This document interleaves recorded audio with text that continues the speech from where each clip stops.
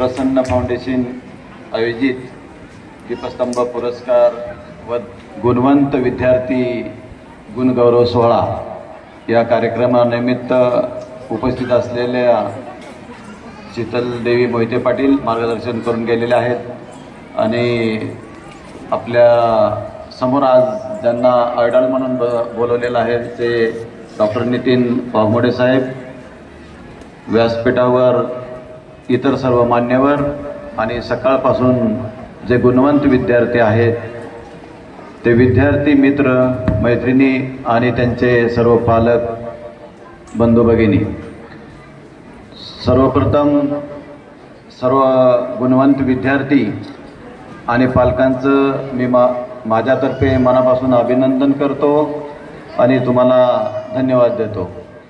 मित्रहो, मी या मातीतलाच आहे, तुमच्या तालुक्यातलाच आहे. जसे वाघमोडे सर म्हणले की मी मान खटाव तालुक्यातला आहे. काही वक्त्यांनी सांगितलं की माळशिरस तालुका अधिकारी संघटना किंवा अधिकाऱ्यांचा वानवा नाही आहे.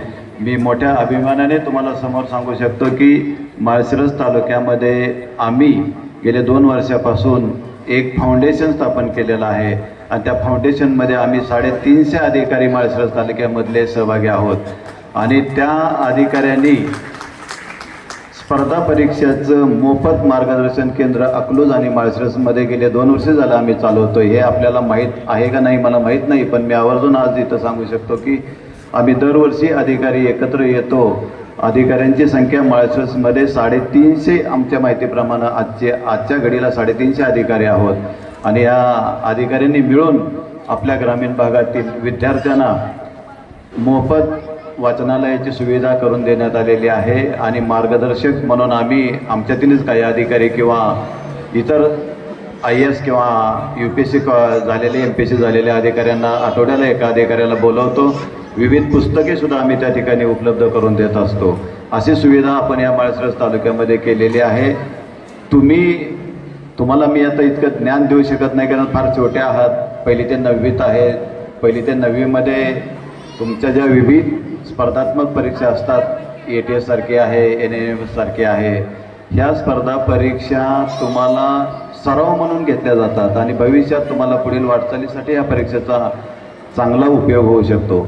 मी माझ्याच बाबतीत सांगायचं झालं तर मी ग्रॅज्युएट झाल्यानंतर सर 4थी स्कॉलरशिप आणि 7वी स्कॉलरशिपचं पुस्तक पुन्हा वाचलं होतं आणि तुम्हाला मी काही थापा मारत नाही किंवा मोठंपण छोटंपण सांगत नाही आहे. ग्रॅज्युएट झाल्यानंतर 4थी ते 7वीचे सर्व इतिहास, सर्व भूगोल आणि सामान्य ज्ञान आणि स्कॉलरशिपचं सर्व पुस्तकाचा अभ्यास ग्रॅज्युएट झाल्यानंतर केला होता. त्यावेळेस आम्हाला सर्व सुविधा नव्हत्या, मार्गदर्शन करायला कोणी नव्हतं. फक्त आपले मित्र कुठं गेलेले आहेत आणि त्या मित्रांच्या मागे जायचं किंवा आपल्या कुटुंबातला कोण सदस्य अधिकारी झाला असेल तर त्याचाच आदर्श घ्यायचा आणि अभ्यास करायचा, एवढ्या सुविधा होत्या. परंतु आज तुम्ही विद्यार्थी इतके नशीबवान आहेत, पालकही नशीबवान आहेत.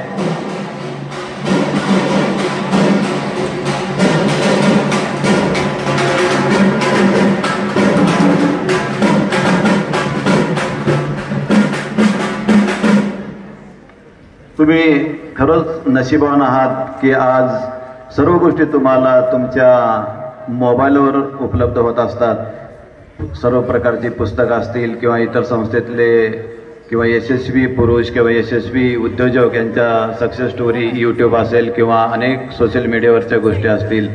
परंतु विद्यार्थी जसे आपण एकच केलं पाहिजे की मोबाईलचा किती वापर करून घेतला पाहिजे, कशासाठी वापर करून घेतला पाहिजे आणि त्याचा वापर फक्त आपल्या चांगल्या गोष्टीसाठीच मोबाईलचा वापर करून घेतला पाहिजे. पालकांना सुद्धा एक विनंती राहील, आज तुम्ही सोबत आहात, आपल्या पाल्याला किंवा मुलांना आपण कुठल्याही प्रकारचं प्रेशर दिलं नाही पाहिजे की तुला हे ॲडमिशन मिळालं पाहिजे की तू इतका तास अभ्यास केला पाहिजे आणि त्यांच्यासोबत कोणाचंही शेजारी पाजारचं कंपॅरिझन केलं नाही पाहिजे. आणि बाहेर समाजात 2 गट असतात की सर्व पहिला प्रश्न विचारतात की तुमच्या मुलाला ॲडमिशन कुठं मिळालं, तुमच्या मुलाचं सिलेक्शन कुठं झालं.